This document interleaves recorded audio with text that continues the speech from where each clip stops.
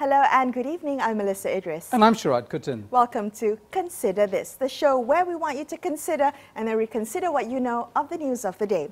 Now, the Ministry of Entrepreneur Development and Cooperatives has disputed a report that more than 30,000 SMEs have closed their operations since the MCO in March. Now, instead, the minister pointed to data by the company's commission saying that over 82,000 new businesses had been registered during the period of April to mid-July.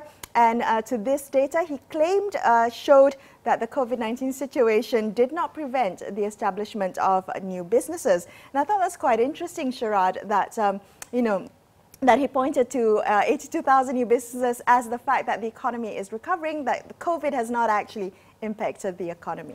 Well, I think what we're all reaching for are signs of what is happening in the economy as a whole, right? And we're looking for data. We're looking for and that's an important thing, right? What kind of data? It's not just the raw numbers, because the raw numbers only give you a very broad picture. The issue is with the companies that have closed, what kinds of companies that closed and why have they closed? I mean, have they closed because they were already ailing and this was just the last, the straw on the camel's back and then they tipped over? Or were they healthy companies that otherwise would have succeeded but closed down because of the COVID situation? Right. I think that kind of information, I don't know who is doing that, monitoring it and providing policymakers with a very clear sense.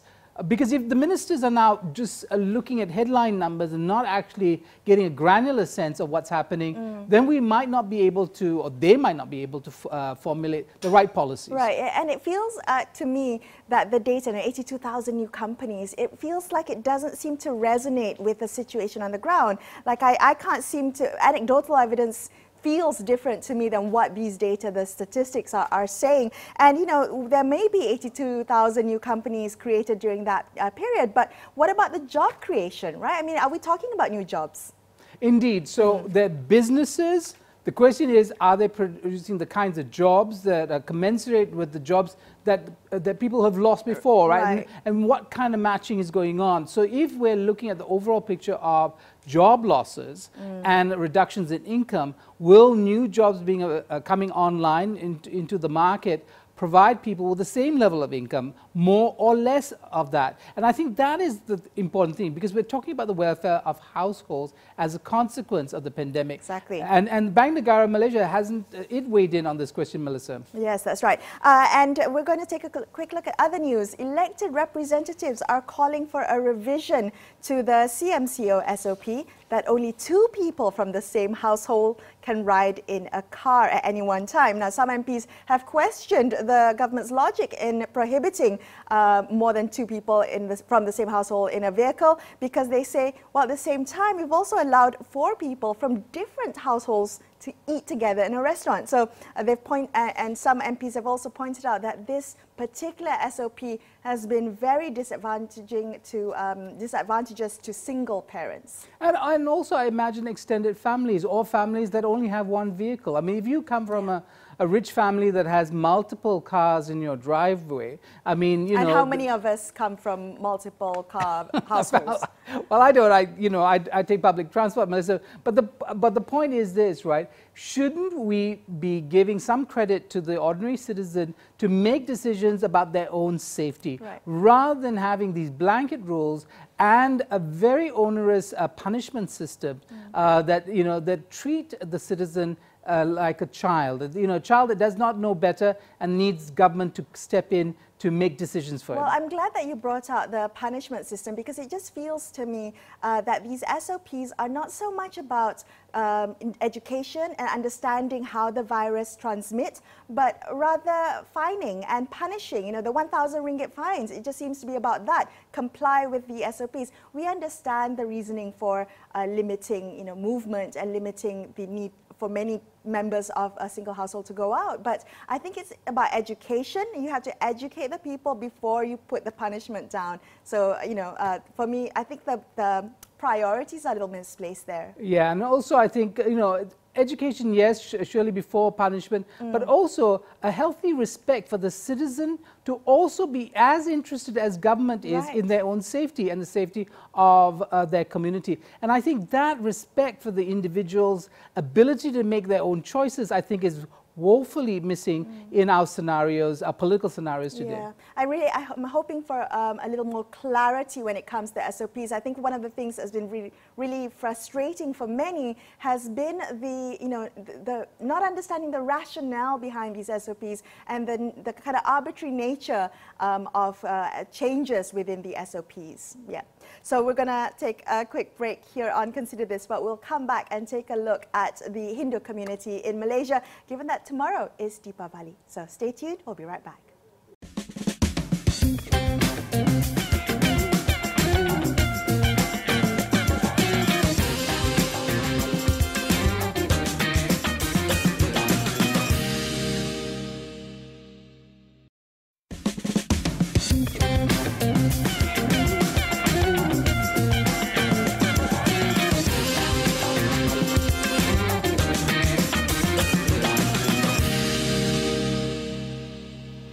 You're watching Consider This. I'm Melissa Idris. With me is Sharad Kutan. Tomorrow, the Hindu community celebrates Deepavali, and so tonight on the show, we'll explore the challenges faced by this religious community. Joining us on the show now, we have Dato' R.S. Mohan Chan. He's the president of the Malaysia Hindu Sangam, which is the umbrella organization for the Hindu community in Malaysia. It's also a member of the Malaysian Consultative Council of Buddhism, Christianity, Hinduism, Sikhism and Taoism, which is a liaison body of officials from the main non-Muslim faith communities in Malaysia.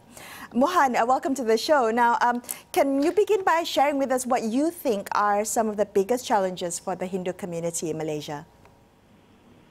If you see in worldwide, the Hindus are facing a lot of challenges. Same goes to Malaysia also. We are facing a lot of challenges.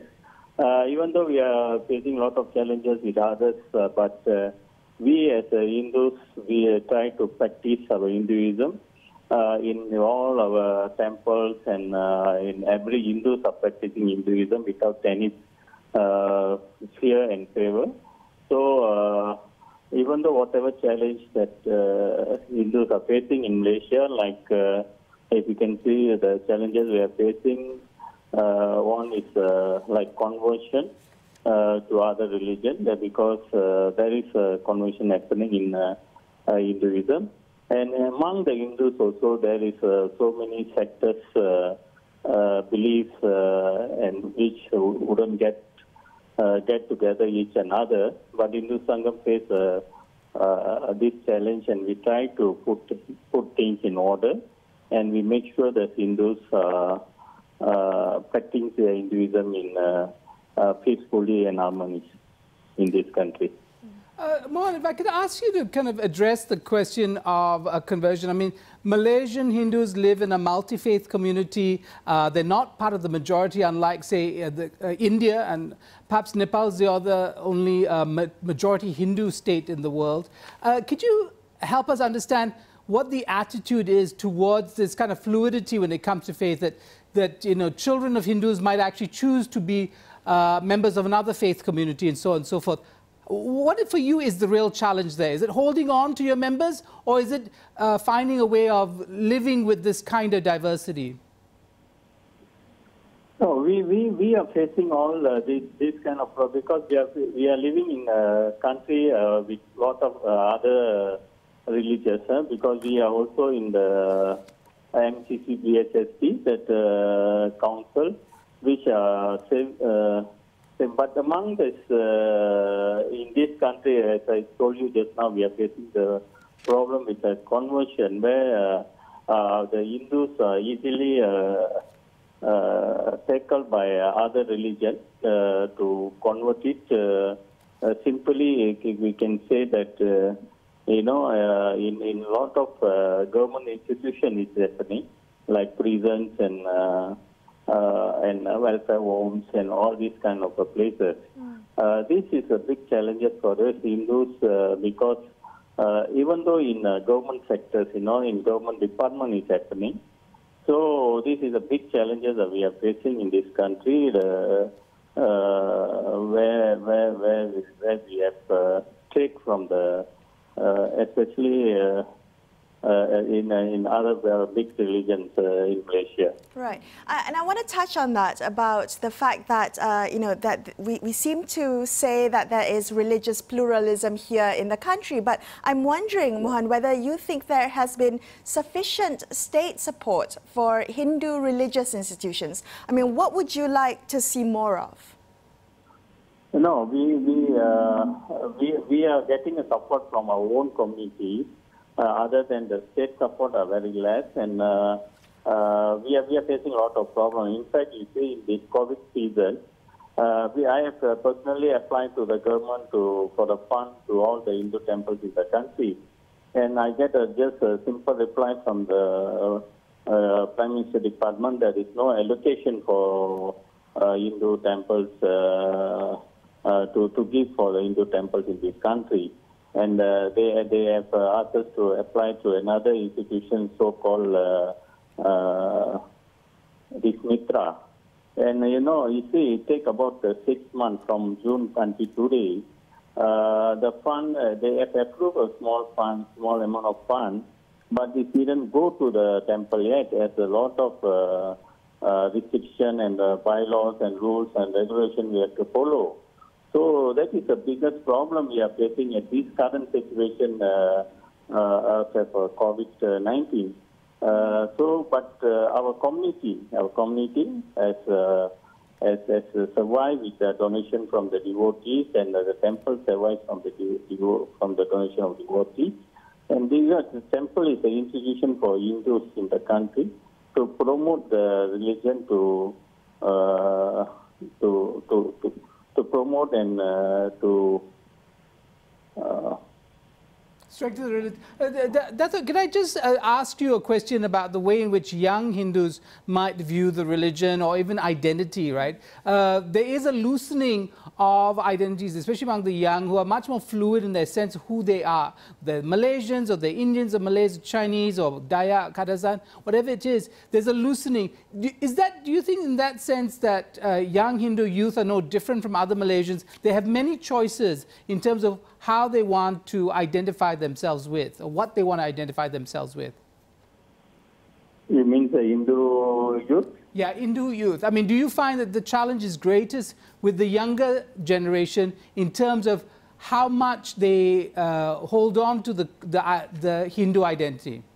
Yeah. This is definitely a bigger challenge for not only for Hindus, for all other religions, because the youngsters now, they like to learn more, and they want to understand in every angle, about the religion, and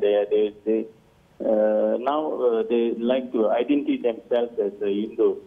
But in Malaysia, the Hindu youths are very encouraging and learning about our Hinduism, and they love to practice Hinduism. We don't look so much at challenges on them to practice Hinduism and to believe on Hinduism. Well, can I ask about the wider Malaysian community then? I mean, is there a meaningful knowledge about Hinduism and the religious practices of Hinduism? You're part of the Consultative Council. I mean, surely you're encouraging open dialogue, fostering more conversation about this. What's being done in this respect? Yeah, we always practice that as Malaysia Hindu Sangam. We always like to have a dialogue with all other religions. We are doing that. We are practicing that in every on and off with all other religions. Even though into the Islam, we are trying to have a dialogue, and we have forums with them to make everyone to understand every religion in this country, because it's multiracial religious country, so everyone must understand each another. So Hindu Sangam has practiced that with all other religions, because we are also in the Consultative Council. So we are trying that. Our main aim to have a dialogue roundtable discussion with whatever department, government department or any religious body. All right, thank you so much for speaking with us tonight, Mohan, and we wish you happy Deepavali. Thank you for being on the show. Thank you very much. We're going to take a quick break here on Consider This, but we will be back with more, so stay tuned.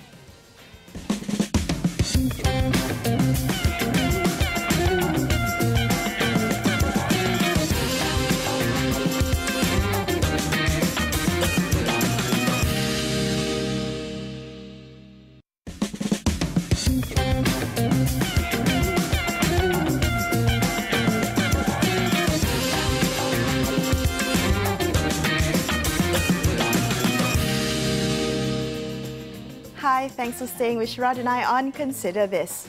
Now, there are those who say that images of Hinduism in Malaysia are widely visible. The iconic Batu Caves Temple, the Thaipusam Festival, the annual Deepavali celebrations with the ubiquitous kolom decorations, lamp lights and food.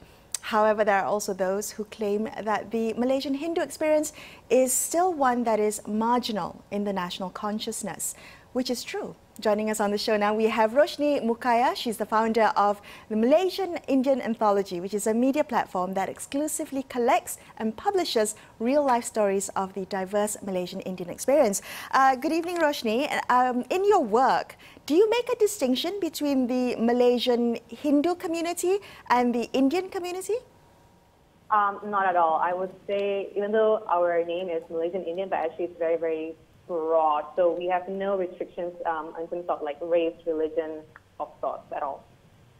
Roshni, so if that's the case, I mean, what is special about the Hindu experience as distinct from the other diverse experiences that Indians, the people of South Asian descent, if you like, have in Malaysia, whether they are Muslims, Christians, Jains, Buddhists, whether they speak all kinds of languages from South India up to both the east and the western parts of North India. How do you pull that all together? I would say in the stories that I'm collecting, we do not specifically say that you have to have all this. I'm so sorry, I really did not understand that question. I apologize. No, I mean, it's very simple. I'm very interested in what you're doing, but where do you place the Hindu experience? Because Hindus in this country, part of the Indian community, are in fact the majority, right? So there's a tendency, I think, among a lot of us, Indians, self-identified Indians included, who think of the Hindu experience as being the essential Malaysian Indian experience. Is that how you see it? Not at all. I would say the Malaysian experience is very, very diverse. I'm thinking about all the other religions that are also part of the Malaysian Indian community. So in my stories, I do ensure there is a bit of diversity from different from Indians who speak different languages, have different cultures and different religions as well, for sure. So why did you start doing this? I mean, was there a reason? Did you feel like perhaps the Indian community and the Hindu community were underrepresented in media, in Malaysian media in particular? Is that why you wanted to tell these stories? Yes, most definitely. As a Malaysian Indian myself, growing up, I rarely see positive and nuanced representation of Malaysian Indians in the larger Malaysian media. And I think I was really inspired by that. Truth be told, I myself, before this, I was a theater practitioner. And when I was looking for, certain gigs for advertisements and whatnot, even though my skills and my experiences warranted a recommendation, for example, to casting agencies, the moment people see my face, they'll be like, suddenly the client is not looking for someone like you. There is a systemic issue there in the media industry against Malaysian Indians, but also I think it's because there is a lack of diverse Malaysian Indian stories to be told about. And that's why I decided to create this space to show that we actually have so many stories that are like very, very diverse, very, very nuanced, and of course positive as well. Is it getting better, Roshni? I mean, from when you first started observing this, is it getting better? I'm not too sure about that. I think right now the representation that we see of Indian people is still largely limited to now, which is Deepavali season. I would say the moment this season passes by, it's just going to get really, really limited representation again. So I don't really think so. Roshni, I mean, there's a very interesting aspect to the work you're doing, which is that it is really anchored in the contemporary. But if you look at Indian nurse, and the influence of South Asia on this part of the world, and Malaya in particular, we're looking at a long history.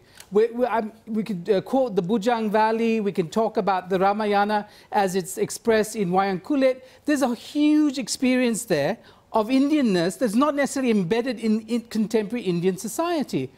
Do you think about how Indianness or Hinduness actually emerges in all kinds of cultural spheres in Malaysia, from our royal, to the practices of our royal houses, to, traditional Malay arts today? Is that something that interests you? It definitely does interest me, but I'm not to be clarified, I'm not an academic on this issue, so I have not actually intentionally pursued that further beyond my general interest.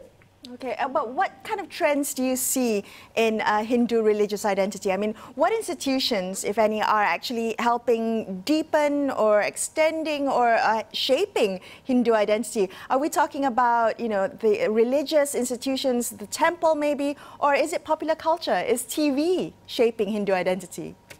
Yes, I think I can definitely say that younger people actually nowadays are preferring to identify more with the broader Malaysian Indian identity, which cuts across all faiths and all cultural sects instead of being very confined to just a Hindu religious identity. I think I'll just start there.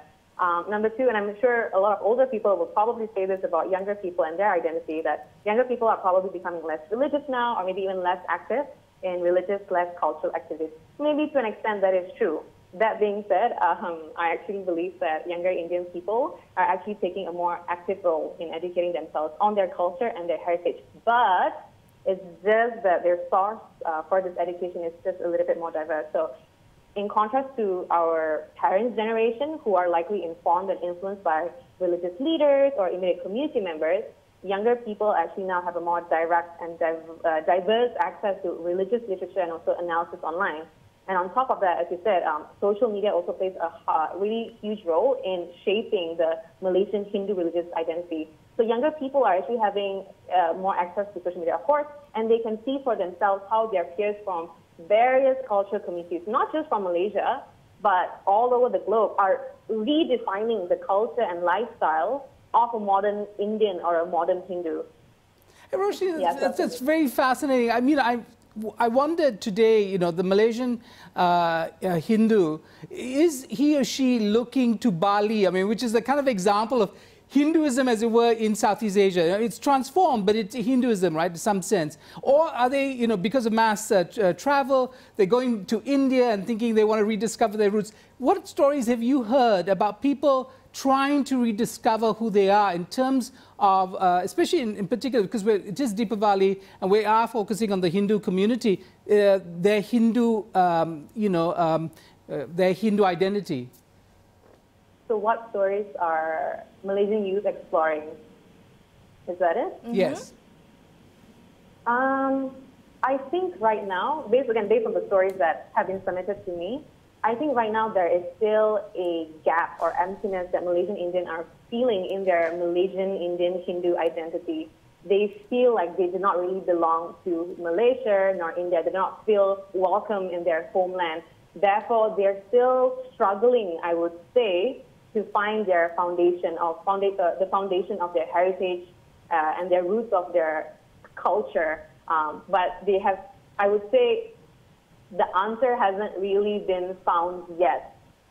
It's still an ongoing process, unfortunately. Yeah. Well, there's still no ending to it. Yes, and thank you for your part and your work, the role that your work is doing in promoting that conversation. Thank you for joining us on the show tonight, Roshni. Happy Deepavali to you.